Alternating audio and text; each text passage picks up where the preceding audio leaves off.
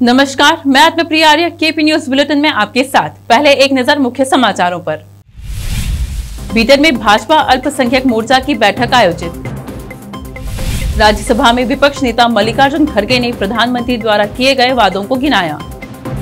कर्नाटक भाजपा के मंत्री की प्रदेश कांग्रेस अध्यक्ष से मुलाकात से अटकलें तेज।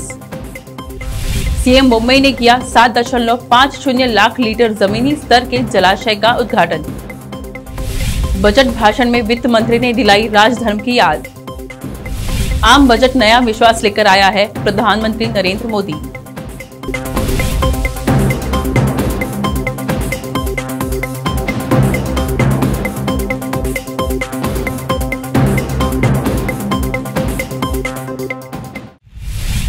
अब देखते हैं समाचार विस्तार से। शुरू करते हैं स्थानीय समाचारों से। आज भाजपा के एसटी मोर्चा द्वारा एक पत्रिका गोष्ठी आयोजित की गई, जिसमें ईश्वर सिंह ठाकुर ने कहा मुख्यमंत्री बसवराज बोम्मई का अभिनंदन किया जाएगा। ठाकुर ने केपी चैनल से विशेष रूप से बात करते हुए बताया कि एसटी प्रमाण पत्र की मांग पर पूर्व मुख्यमंत्री येडियुरप्पा ने वादा किया कि मांग को पूरा किया जाएगा। उन्होंने आगे कहा, हमारे कैमरामैन साबिर खान का coverage. Bharatiya Janata party ST मोर्चा जिला घटक की ओर से आज कर्नाटक प्रदेश के माननीय मुख्यमंत्री सन्मान्य श्री बसवराज बोम्मई जी को अभिनंदन करने के लिए आज की यह पत्रिका गोष्ठी बुलाई गई। इस भाग में तलवार समाज, परिवार समाज, सिद्धि समाज बहुत दिनों से उनके सामाजिक विकास के लिए, शैक्षणिक विकास के लिए एसटी प्रमाण पत्र की मांग लेकर के संघर्ष करता रहा है और कई वर्षों से यह आंदोलन चल रहा था कि समाज को आगे बढ़ने के लिए एसटी प्रमाण पत्र देने का अपील एसटी समाज ने, यहाँ से तलवार समाज ने किया है। और गत चिंचोली के विधानसभा में माननीय माजी मुख्यमंत्री बीएस येडियुरप्पा जी ने तलवार समाज के बंधुओं से कहा था कि जैसे ही प्रदेश में कर्नाटक में हमारी सरकार आएगी, सबसे पहले तलवार परिवार, सिद्धि, कोली समाज और धनगर समाज जो मांग रहा है उनके डिमांडों को हम पूरा करेंगे, ऐसा माननीय येडियुरप्पा जी ने कहा था। बाद में सिंदगी के जब चुनाव हो गए तो सिंदगी के चुनाव में बहुत संख्या में वहाँ पर तलवार समाज वास करता है। अरे तलवार समाज, कोली समाज ये कोई अलग नहीं है, ये सभी सारे एक ही है। तो तलवार समाज के समुदाय के लीडर बाबूराव चिंचरसूर जी और कर्नाटक प्रदेश में भारतीय जनता पार्टी के महामंत्री एमएलसी एन रवि कुमार जी, जिन्होंने माननीय मुख्यमंत्री जी के सामने रखा था कि तलवार समाज को, परिवार समाज को एसटी प्रमाण पत्र दिया जाए, तो माननीय मुख्यमंत्री बसवराज बोम्मई जी ने समाज के बंधुओं को आश्वस्त किया था कि निश्चित रूप से हम आपका जो डिमांड है, कानूनी डिमांड है, हम उसको पूरा करेंगे। आज बड़ी खुशी हो रही है। भारतीय जनता पार्टी जो कहती है वो करती है। कथनी और करनी ये भारतीय जनता पार्टी का नियम है। बीदर जिला भाजपा कार्यालय में भाजपा माइनॉरिटी मोर्चा की सभा का आयोजन किया गया। इसमें राज्य अध्यक्ष सैयद सलाम, कार्यकारिणी सदस्य न्याज अहमद, ईश्वर सिंह ठाकुर और जिला अध्यक्ष सलाउद्दीन ने भाग लिया। हमारे कैमरामैन साबिर खान का कवरेज। प्रोटोकॉल प्रकार ಎಲ್ಲ ಮೋರ್ಚಾಗಳು ಪ್ರೋಟೋಕಾಲ್ ಪ್ರಕಾರ ಹೋಗುತ್ತೆ, ಜಿಲ್ಲೆಯಿಂದಲೇ ಆಗುತ್ತೆ। ಆದರೆ ನಿಮ್ಮ ಒಂದು ಏನೇ ಮಾಡಿದ್ರು ನಮಗೂ ತಿಳಿಯಲಿ, ನಾವು ಮಂಡಳಕ್ಕೂ ಸಹ ನಾವು ಪ್ರಭಾರಿಗಳನ್ನ ಕಳಿಸ್ತೇವೆ, ರಾಜ್ಯದಿಂದ ಕಳಿಸ್ತೇವೆ। ನೀವು ಕಾರ್ಯಕಾರಿಣಿ ಮಾಡುವಾಗ, ಜಿಲ್ಲಾ ಕಾರ್ಯಕಾರಿಣಿ ಮಾಡುವಾಗ ನಾವು ಸಹ ಬರ್ತೇವೆ। ನಾವು ಬರಕ್ಕಾಗಿಲ್ಲ ಯಾರೋ ಕಳಿಸ್ತೇವೆ। ಅವೇನಾಗುತ್ತೆ ಪ್ರತಿಯೊಂದು ಸಹ ನಿಮ್ಮ ಜವಾಬ್ದಾರಿ ಬರುತ್ತೆ। ನಿಮ್ಮತ್ತೆ ನೀವು ಕಟ್ಟೆ ಕಡೆಯ ನಮ್ಮ ವೋಟರ್ಸ್ ಇದ್ರಲ್ಲ ಅವರೂ ಸಹ ಕೆಲಸ ಮಾಡಬಹುದು। ಈ ತರ ನೀವು ತಿಂಗಳಿಗೆ ಒಮ್ಮೆ ಅಥವಾ 2 ಸರಿ ಸೇರ್ತಾ ಇದ್ರೆ ನೀವೇ ಹಾಕೋ ಕ್ವಶನ್ಗಳಿಗೆ ನಿಮಗೆ ಆನ್ಸರ್ ಮಾಡಿ ಅವಾಗ ಯಾವ್ಯಾವ ಸ್ಕೀಮ್ಸ್ ಇದೆ, ಏನೇನು ಮಾಡ್ಬೋದು ಅಂತ ನಿಮಗೆ ಬರುತ್ತೆ। ವರ್ಷಕ್ಕೆ ಒಂದ್ಸರಿ ಸೇರಿದ್ರೆ ಇಲ್ಲಿಂದ ಎದ್ದೋದ್ಮೇಲೆ ಅಲ್ಲಿಗೆ ಮುಗಿತು, ಮತ್ತೆ ಇನ್ನೊಂದು ವರ್ಷ ಯಾವಾಗ ಕರೀತಾರೋ ಅವಾಗ ಇನ್ನು ಮುಂದೆ ಆ ಕೆಲಸ ಆಗೋದು ಬೇಡ।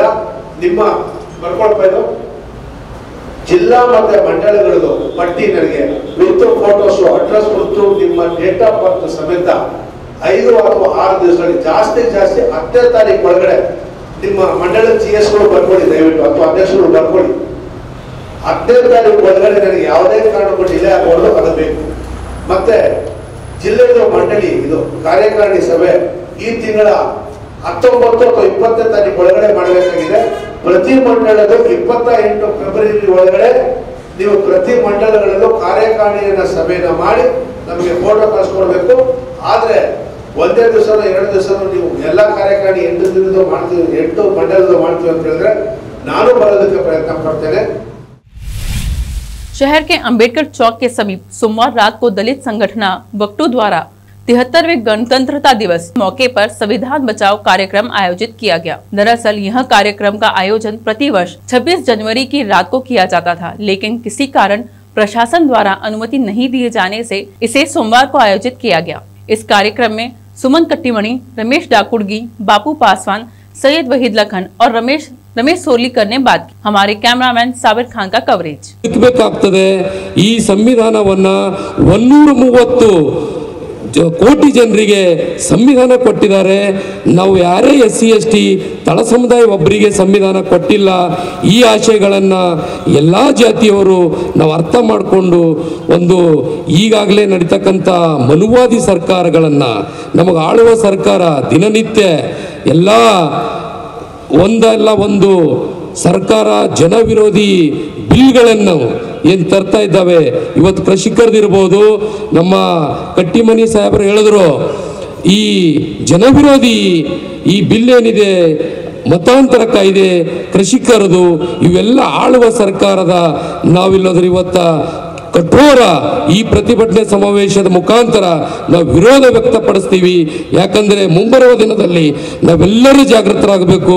ನಾವೆಲ್ಲರೂ ಜಾಗೃತರಾಗಿ ಸಂಘಟಿತರಾಗಿ ಹೋರಾಡಲಿಕ್ಕೆ ನಾವೆಲ್ಲರೂ ಒಂದು ವೇದಿಕೆ ಸಜ್ಜಾಗಬೇಕು ಅಂತಕ್ಕಂಥ ಈ ಸಂದರ್ಭದಲ್ಲಿ ಮಾತನಾಡ್ತಾ ಆಲ್ರೆಡಿ ಎಲ್ಲ ನಮ್ಮದು ಹಿರಿಯರು ಮಾತನಾಡಿದ್ದಾರೆ. ಈಗ ನಾನೇನು ಅಧ್ಯಕ್ಷರ ಭಾಷಣ ಮಾತಾಡೋಕ್ಕೆ ಹೋಗಲ್ಲ.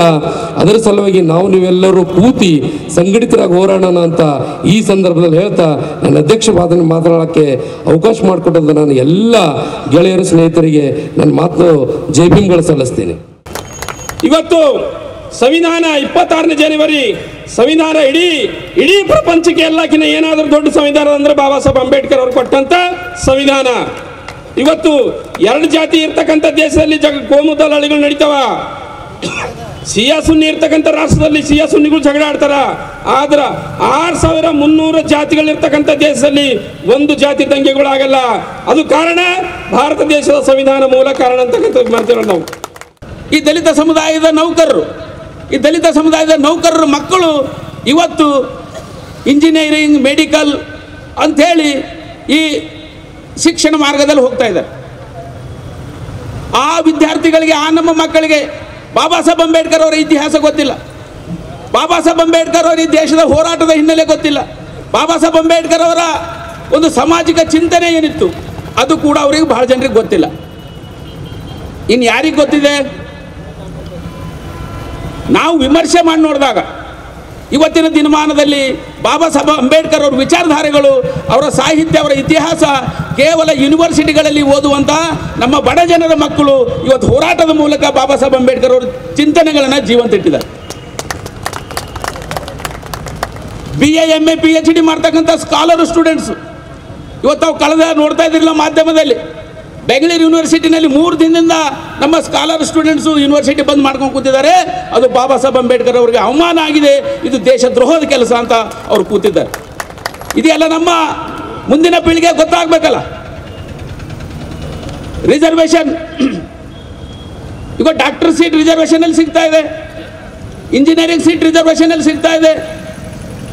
ಆದರೂ ಕೂಡ ಆ ಬದುಕುವ ಒಂದು ಹಂತದಲ್ಲಿ ಅಂಬೇಡ್ಕರ್ ಅವರ ಚರಿತ್ರೆಯನ್ನು ಉದ್ದೇಶಪೂರ್ವಕವಾಗಿ ಅಲ್ಲದನ್ನು ಕೂಡ ಬೇರೆ ರೀತಿಯಲ್ಲಿ ನಾವು ಅರ್ಥ ಮಾಡ್ಕೊಳ್ಳೋಕೆ ನಮ್ಮ ಮಕ್ಕಳು ಹೋಗ್ತಾ ಇಲ್ಲ. ಹಾಗಾದರೆ ಮುಂದೆ ನಿಮಗೆ ಸಂವಿಧಾನ ಉಳಿಬೇಕು, ಮೀಸಲಾತಿ ಉಳಿಬೇಕು, ಆತ್ಮ ಸನ್ಮಾನ ಸಿಗಬೇಕು, ಆತ್ಮ ಗೌರವ ಸಿಗಬೇಕು, ಸಮಾಜದ ಸಮಾನತೆ ಮುಂಚೂಣಿಗೆ ನೀವು ಬಂದು ನಿಂದಿರಬೇಕಾದ್ರೆ ಈ ಹೋರಾಟವನ್ನು ಮುನ್ನಡೆಸಬೇಕಾದಂಥವ್ರು ಯಾರು? ಇದು ಒಂದು ಪ್ರಶ್ನೆ ಆಗಿ ಕುಂತಿದೆ ನಮಗೆ.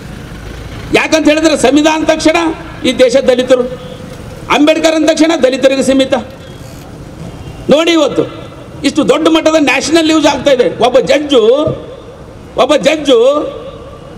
ಸಂವಿಧಾನ ಪೀಠದಲ್ಲಿರ್ತಕ್ಕಂಥವನು, ಒಬ್ಬ ನ್ಯಾಯಾಂಗದ ಇಲಾಖೆಯಲ್ಲಿರ್ತಕ್ಕಂಥ ಮನುಷ್ಯ ನ್ಯಾಯಾಂಗ ಕೊಟ್ಟಂಥ ಮಹಾಪುರುಷನಿಗೆ ಅವಮಾನ ಮಾಡಿದ್ದಾರೆ ಅಂದರೆ ಯಾರು ಒಂದು ಪ್ರಗತಿಪರ ಸಂಘಟನೆಗಳು, ಒಬ್ಬ ಸಾರ್ವಜನಿಕ ಜನರು, ಒಬ್ಬ ಬೇರೆ ಧರ್ಮೀಯರು, ಯಾರು ರೈತ ಹೋರಾಟ ಆಗಲಿ, ಬೇರೆ ಬೇರೆ ಜಾತಿ ಹೋರಾಟ ಆಗಲಿ, ಯಾರು ಮಾತಾಡ್ತಾ ಇದ್ದಾರೆ?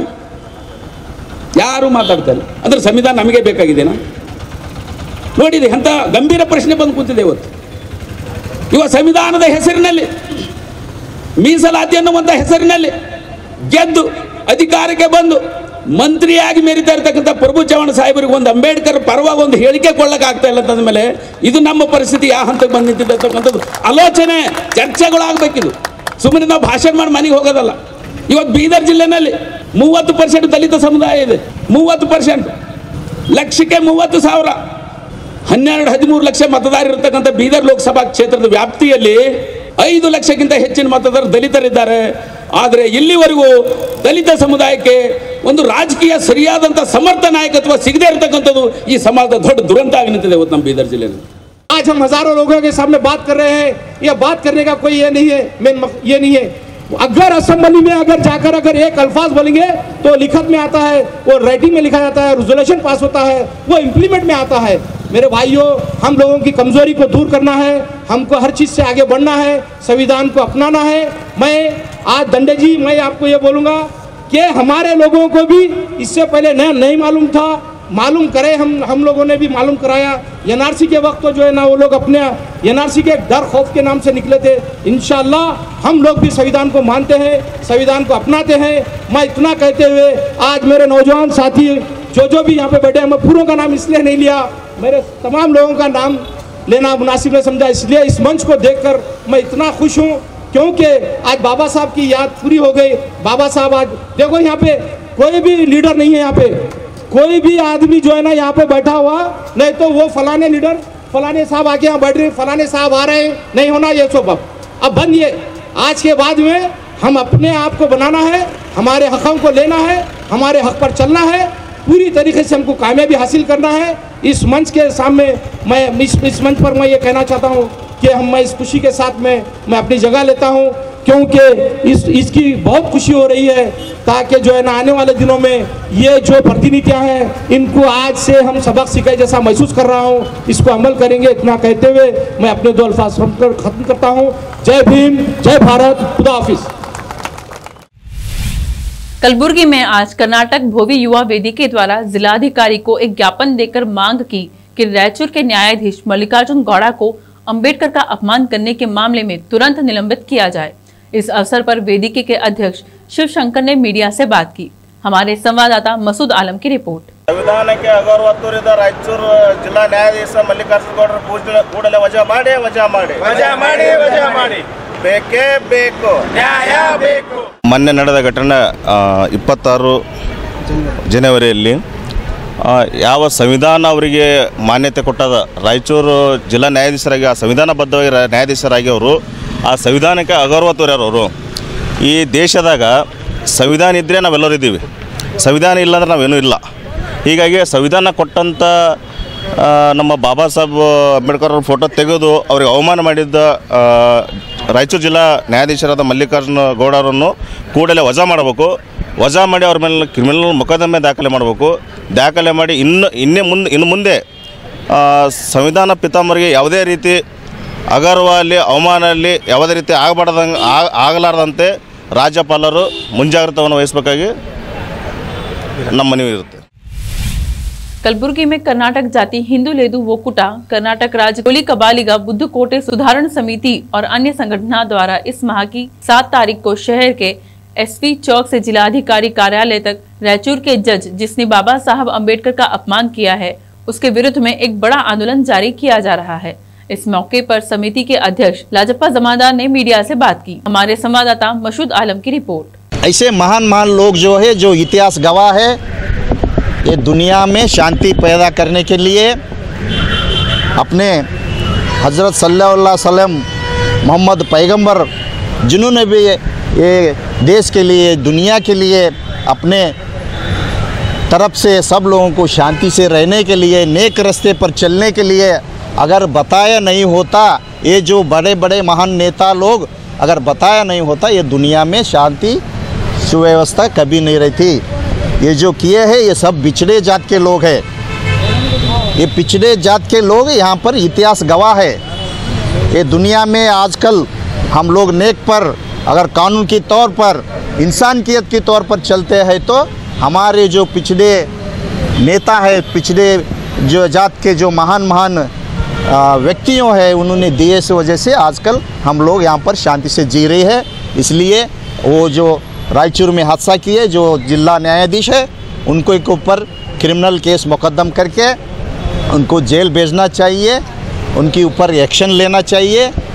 अगर उनको वही सीट पे आगे रहेंगे तो वो इंसान किसी को भी इंसाफ नहीं कर सकता। उसके मन में नफरत है, उसके दिमाग में ऊंच नीच का तो ये है। इसलिए हम लोग आग्रह कर रहे हैं, अगर नहीं होता या इमीडिएट उनके ऊपर एक्शन लेना चाहिए। अगर नहीं लेते तो हम गुलबर्गा में तिम्मापुर सर्कल से एक रैली निकालेंगे। जो कोविड का रूल्स है वो रूल्स का पालन करके हम लोग डीसी के तरफ से राज्यपाल को मनवी दे रही है, जो 7 तारीख के दिन हम लोग स्ट्राइक कर रहे हैं, हम लोग प्रतिभटना कर रहे हैं। इसलिए ये आगे उनके ऊपर एक्शन लेने का लिए हम सब लोग आग्रह कर रहे हैं। अब देखते हैं समाचार राज्य के।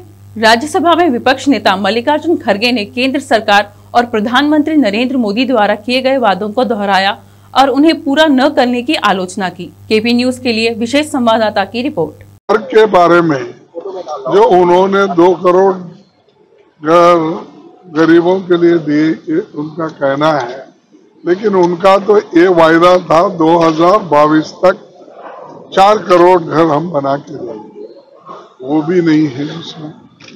और किसान के आमदनी का 2 गुना करने का उनका वायदा था, वो भी उन्होंने उसमें बताया नहीं।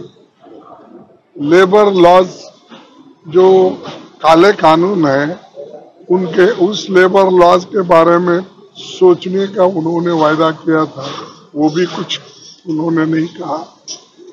SC ST के स्कॉलरशिप के बारे में उन्होंने पहले ये कहा था कि कम से कम हम 16,000 करोड़ रुपए स्कॉलरशिप देंगे, लेकिन वो केवल अब तक उनके 300 करोड़ से ज्यादा उन्होंने नहीं दिए। इसके अलावा जो चीजें उन्होंने पहले वायदे किए थे, या प्राइम मिनिस्टर पहले राष्ट्रपति जी से जो वायदे करवाए थे, तो बहुत से वायदे का जो अनुष्ठान है ये नहीं हुआ है। और एम्प्लॉयमेंट तो सबको मालूम है, उसके बारे में उनकी ठोस नीति नहीं है। रिक्रूटमेंट गवर्नमेंट में 32 लाख जगह खाली है, केंद्र सरकार राज्य सरकार सभी मिलके, उसके बारे में उन्होंने कुछ नहीं बोला। रेलवे में इतने बड़ी धांधली हो गई और रिक्रूटमेंट के बारे में युवा हमारे तरस रहे हैं और अपने हकूक के लिए लड़ रहे हैं, उसके बारे में उन्होंने कुछ नहीं बोला। जो चीजें उन्होंने कहना था उन्होंने वो नहीं कही, और जो मोदी जी बाहर कहते आए हैं, वही चीजें उन्होंने यहाँ पर आज बताई है। तो इसीलिए इस भाषण में ऐसे कोई महत्व के मुद्दे भी नहीं है, विचार भी नहीं है, और ये सिर्फ मैं ये कहूँगा कि गवर्नमेंट की विफलता का एक भाषण। कर्नाटक कांग्रेस अध्यक्ष डीके शिव कुमार और राज्य सरकार में एक मंत्री के बीच एक बैठक ने अटकलों को हवा दी है कि भाजपा नेता हाल ही में जिलों के प्रभारी के लिए पार्टी की कुछ नियुक्तियों से नाखुश हैं। कर्नाटक के पर्यटन मंत्री आनंद सिंह सोमवार को बैठक के लिए कर्नाटक प्रदेश कांग्रेस कमेटी के प्रमुख डीके शिव कुमार के बेंगलुरु स्थित आवास पर गए। शिव कुमार ने हालांकि कहा कि सोमवार को हुई बैठक एक शिष्टाचार मुलाकात थी, जिसमें राजनीति पर कोई चर्चा नहीं हुई। घर का दौरा राजनीति के बारे में नहीं बल्कि अन्य मुद्दों के बारे में है। राजनीति पर बात करने के लिए हम एक रिसोर्ट या होटल जाएंगे, शिव कुमार ने बेंगलुरु में अपने घर पर संवाददाताओं से कहा। उन्हें दिए गए वन विभाग से असंतुष्ट सिंह ने 2019 में कांग्रेस पार्टी छोड़ने वाले पहले विधायकों में से थे, क्योंकि बड़े पैमाने पर दल बदल में अंततः राज्य में कांग्रेस जेडीएस सरकार को गिरा दिया।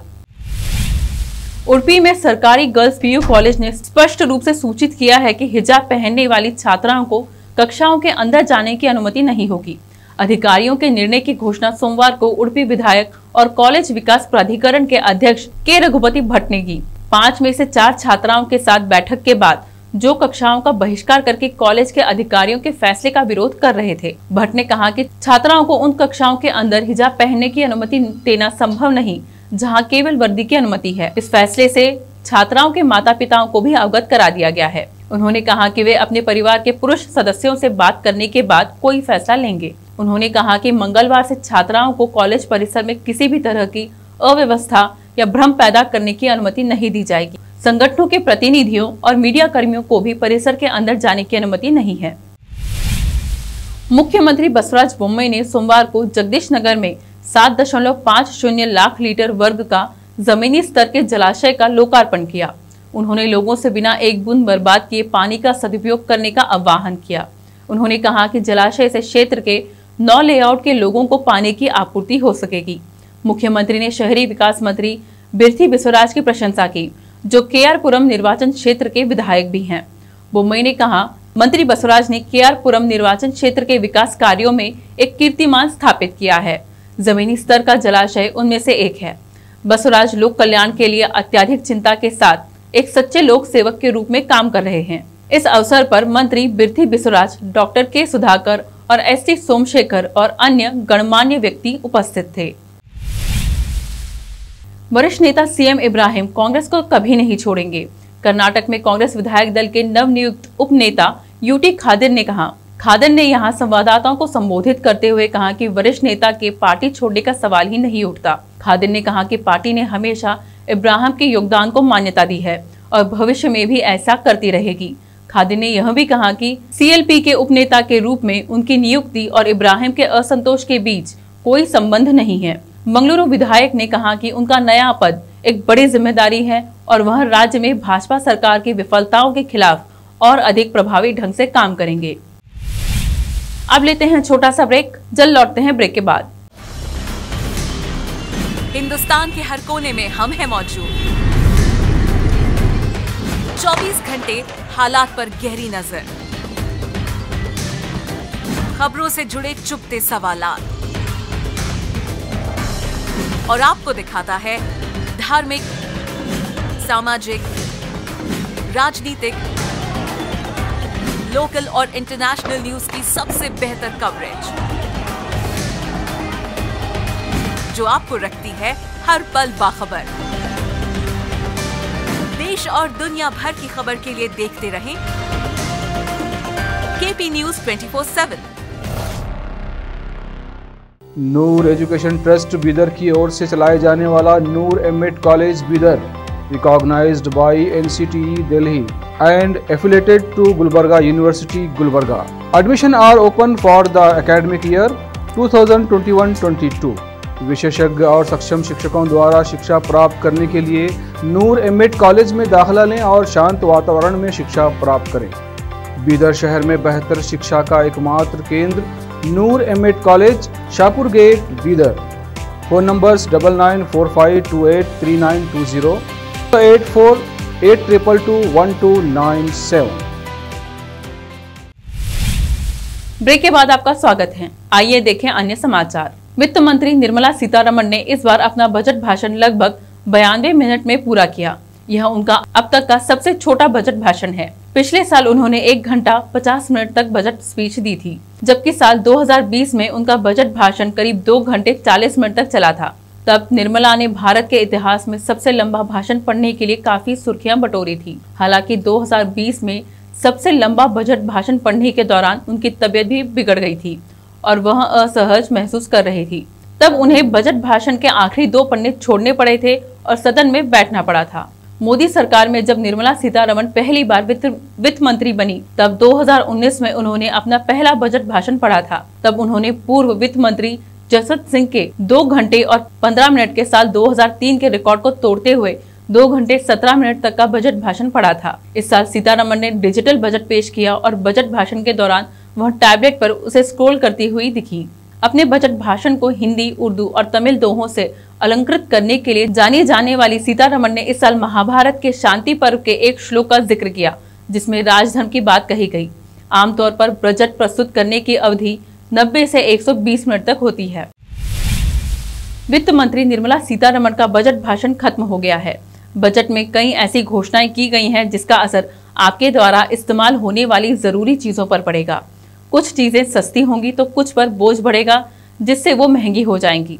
आइए जानते हैं कि बजट के बाद कौन कौन सी चीजें सस्ती होंगी और किसकी कीमत बढ़ेगी। बजट में कई चीजों पर टैक्स घटाने का फैसला किया गया है। केंद्र सरकार की ओर से टैक्स घटाने की कई चीजें सस्ती होंगी, वहीं कई जगह सरचार्ज लगाने का फैसला किया गया है, जिसमें कुछ चीजें महंगी होंगी। प्रधानमंत्री नरेंद्र मोदी ने वित्त मंत्री निर्मला सीतारमण के बजट 2022 को पीपल फ्रेंडली और आम लोगों की आकांक्षा के अनुरूप बताया है। पीएम ने कहा कि आम बजट नया विश्वास लेकर आया है। इस बजट के लिए निर्मला सीतारमण और उनकी टीम बधाई की हकदार हैं। ये बजट 100 साल की भयंकर आपदा के बीच विकास का नया विश्वास लेकर आया है। बजट अर्थव्यवस्था को मजबूती देने के साथ ही सामान्य मानव के लिए अनेक नए अवसर बनाएगा। प्रधानमंत्री ने कहा कि यह बजट अधिक निवेश, अधिक बुनियादी ढांचा व अधिक रोजगार की संभावनाओं से भरा हुआ है। उन्होंने कहा कि इस बजट में क्रेडिट गारंटी में रिकॉर्ड वृद्धि के साथ कई अन्य योजनाओं का ऐलान किया गया है। डिफेंस के कैपिटल बजट का 68% डोमेस्टिक इंडस्ट्री को रिजर्व करने का भी बड़ा लाभ भारत के MSME सेक्टर को मिलेगा। पटना के जिलाधिकारी डॉक्टर चंद्रशेखर सिंह एवं वरीय पुलिस अधीक्षक मानवजोत सिंह ढिल्लों द्वारा सरस्वती पूजा का आयोजन सरकारी दिशा निर्देश के अनुरूप संपादित करने तथा विधि व्यवस्था बनाए रखने हेतु सभी SDO, SDPO, BDO, CO, थाना प्रभारी के साथ समाहरणालय सभागार में बैठक की गई।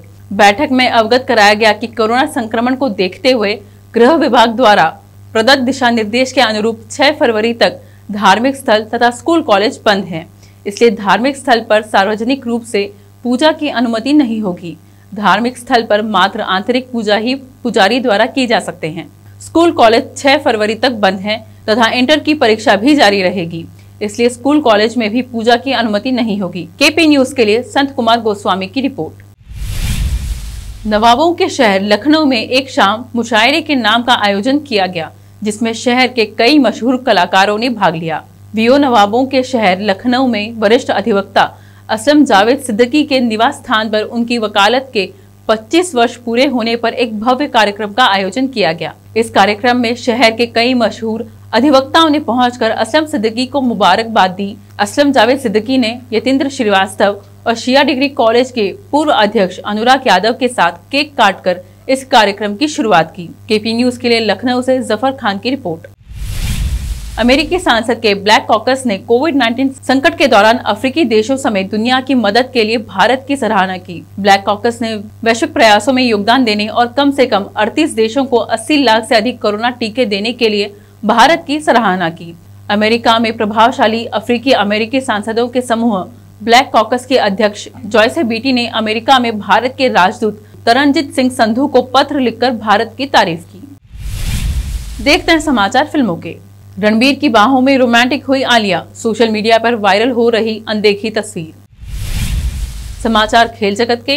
India versus West Indies. भारत और वेस्टइंडीज के बीच वनडे सीरीज में नहीं होगी दर्शकों की एंट्री। फिर से एक नजर सुर्खियों पर। बीदर में भाजपा अल्पसंख्यक मोर्चा की बैठक आयोजित। राज्यसभा में विपक्ष नेता मल्लिकार्जुन खड़गे ने प्रधानमंत्री द्वारा किए गए वादों को गिनाया। कर्नाटक भाजपा के मंत्री की प्रदेश कांग्रेस अध्यक्ष से मुलाकात से अटकलें तेज। सीएम मुंबई ने किया 7.50 लाख लीटर जमीनी स्तर के जलाशय का उद्घाटन। बजट भाषण में वित्त मंत्री ने दिलाई राजधर्म की याद। आम बजट नया विश्वास लेकर आया है प्रधानमंत्री नरेंद्र मोदी।